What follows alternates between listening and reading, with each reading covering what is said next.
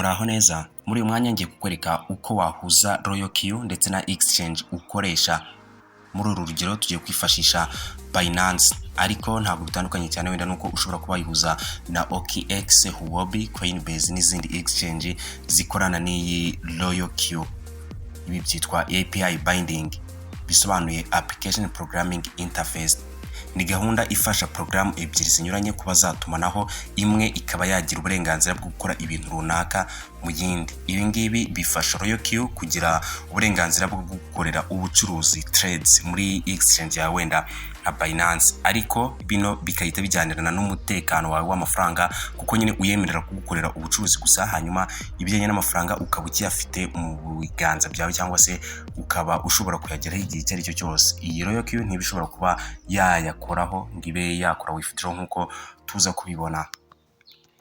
ROYAL Q ni programu cyangwa se robot ikoranywe ikoranabuhanga ridasanzwe ry'ubwenge bw'ubukorano bufasha abantu gukora ubucuruzi, ariko ikabugukorera ku giti cyawe, aho nyine bari no kuyikoresha binjiza akavuga rika amafaranga buri munsi. Hari ibiganiro binyuranye twagiye tuyikoraho, niba utarayisobanukirwa neza ushobora kubyifashisha bikaba byagusobanurira buri kimwe cyose. Niba utariyandikisha ushobora gukoresha link twatanze muri description, hanyuma ukajya no muri group itangirwamo ubusobanuro bwuzuye kuri ROYAL Q. Gukora iyi API binding rero biroroshye cyane. Nkwibutsa iyi ROYAL Q ushobora kuyisanga kuri Google Play Store ndetse na Apple App Store, hose irahari. Rero ko tugiye kwifasha Binance, rero icyambere ukora nyine birumvikana, urafungura Binance yawe, ujyemo uhita ujya kuri MOA, ahantu haba ari service nyinshi, ubundi uhitemo API binding. Ushobora no kujya hariya muri search ibanza hejuru, ubundi ugahitamo nyine API binding, ukabishakisha urahita ubibona. Urahitwana kuri API management, hanyuma urasanga bimeze bitya. Urahitamo ubu buryo bwa mbere bwa system generated, aho ngaho nyine bakubwira bati choose API key type, ubwoko bwa API ushaka, system generated, ubundi ukande kuri next. Numara gukanda kuri next uragera kuri hano bakubaza gushyiramo label API key to proceed. Urashyiramo nyine wenda urugero ushobora kwandikamo ROYAL Q, kimwe ushobora kwandikamo izina ushaka iryo ari ryo ryose. Nurangiza ukande kuri create API, ubwo uraburi kuyihanga. Hano rero barita bakoreza verification code. Murabizi umutekano wa Binance uba uri hejuru cyane. Hanyuma ugenda uzishyiramo niba ari kuri email na telefone, uzikopie ukore paste, ubundi uzikande kuri submit. Numara kwenda kuri submit rero API key barita bakubwira ko yabaye created. Icyo tugiye gukora no gukora kuri edit, hanyuma urakanda kuri edit, kandi no kuri ako kantu kugira ngo ubone amagena miterere arambuye ugenda ushyiramo. Ngira ngo uri kubibona kuri screen uko turi kugenda tubikora. Enable spot and margin trading, ubikandeho.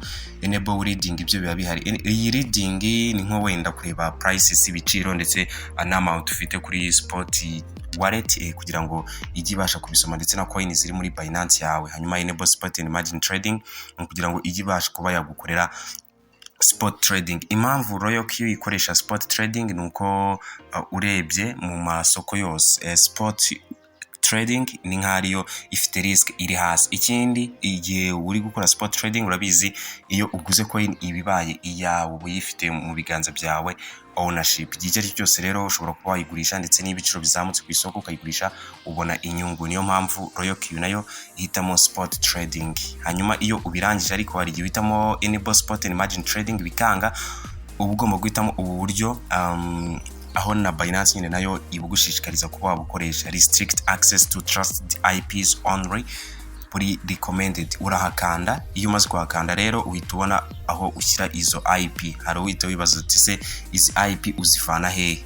Hano iyo umaze gukanda kuri ubwo buryo nyine bagusaba gushyiramo izo IP n'utubare, usubira kuri ROYAL Q yawe, hanyuma ugakanda kuri API bind, ugahitamo Binance kubera ko ariyo tugiye guhuza. Hari utubare uhita ubona, reba kuri icyo gika ahanditse IP group binding. Iyo paragraph cyangwa se icyo gika munsi yacyo harimo utubare, ngira ngo twibona 8 ibice 20 112 ibice kadomo 134, gutyo uhitwanda kuri copy. Rero iyo niyo IP. Nyuma amara gukanda kuri copy ugasubira kuri Binance yawe, ugahita uzikopiyamo, ugahitwanda kuri confirm. Iyo umaze gukanda kuri confirm rero ukanda kuri save, nyuma bakakohereza verification code, ushobora kuba ariyo kuri telefone cyangwa se email, ukagenda ukayifata nk'ibisanzwe, ubundi ugakora kuri submit, biba byarangiye. Hano ikiba gisigaye rero noneho tugiye kubihuza. Murakubona byose twabirangije. Ibyo Binance dusaba buri buryo buri recommended bwayo, nabyo twabirangije. Tugiye gukora copy y'iyi API key, urayikanda kuri copy, hanyuma dusubire muri ROYAL Q, application ROYAL Q, ubundi dukore paste nyine mu mwanya wa API key, n'ubundi dusubire muri Binance. Hano baba bagwaye secret key. Izi secret key ari igihe iyo utakanze ngo zigaragare haba hariho utuntu tw'utunyenyeri, urakanda hanyuma ikagaragara. Ikindi izi secret key nyamuneka ntihagire umuntu ubyereka. Iyi account ni y'urugero, ni y'urugero, wowe ntihazagira umuntu n'umwe uzereka iyo secret. Nyine ni nk'urufunguzo rwawe rw'ibanga. Urumva ashobora kugira access muri Binance yawe kandi ibi ntago aba ari byo habe namba. Hanyuma uzikande nyine niba ari utunyenyeri, kanda kuri iyo secret key ubundi zigaragare. Ni birangira urazikopia ubundi usubire muri Binance yawe mu mwanya wa secret key ukore paste, biraba birangiye. Icyo dusigaje rero ni ukubyemeza. Urakanda kuri send code, bakohereza verification code kuri ya email wandikishije hano kuri iyi application ya ROYAL Q, ubundi ugende nyine uyikopie uze hano uyipastingemo. Hanyuma hano barakubwira bati list warning, icyitonderwa, list warning, ubisome nubirangiza uhite wemeza ko wabisomye neza witonze. I have read carefully, ku kantu gatikinge cyangwa se ukemezeho kabe ubururu, nurangiza ukande kuri bind. Imaze kwana kuri bind rero biba byakunze, hano biba byarangiye. Icyo tuba dukoze tuba duhuje application ROYAL Q ndetse muri Binance. Gusa ngira ngo mwayibonye umutekano wacu hano ushingiye, dore hano muri Binance ngira ngo muriho murabibona ibyo uyemerera. API restrictions, enable reading wabikanze nyine wayemereye, enable spot and margin trading wayemereye, enable withdrawals ntago twayemereye, n'ibindi byose nabyo biri hasi muri kona ntago tugeze twemerera. Bivuze ngo ibyo twayemereye gukora ni ibingibi, nibyo ifite uburenganzira bwo kuba yadukorera ku ruhande rwacu on our behalf. Mu gihe wabwiye Binance uti iyi application nyemereye gukora ibingibi ariko sinyemereye n'ibingibi, birumvikana ko Binance ntabwo ishobora kubirengaho. Niba wahaye itegeko Binance yuko application itazakora withdraw, ntizabirengaho. Aba bafite impungenge bati ese ikoze withdraw byagenda bite? Nyamuneka ni hano umutekano w'ROYAL Q ushingiye, niyo mpamvu amamiliyoni y'abantu hirya no hino ku isi bayikoresha kandi nyine ikayungukira. Iyi ngiyi bisaba kwiga imikorere yayo, naho undi kuba yikoresha ntabwo ushobora kwicuza mu gihe wafashe umwanzuro ko wayikoresha. Mwibutsa niba ushaka kwiyandikisha ushobora gukoresha link twatanze muri description y'iyi video, ukaba wareba na video zindi zabanje twakoze zerekana uko iyi ROYAL Q ikorwa, uko trading ikora ndetse nuko yunguka umunsi ku wundi. Hanyuma wamara no kwiyandikisha nyine ukajya no muri group itangirwamo ubusobanuro bwimbitse ku bijyanye na ROYAL Q. Ni group ya WhatsApp, nayo link yayo iri muri description y'iyi video. Ubaye ufite ikibazo, igitekerezo, inyunganizi cyangwa se ikindi cyose mwifuza ko twazagezaho ubutaha, mwatwandikira muri comment.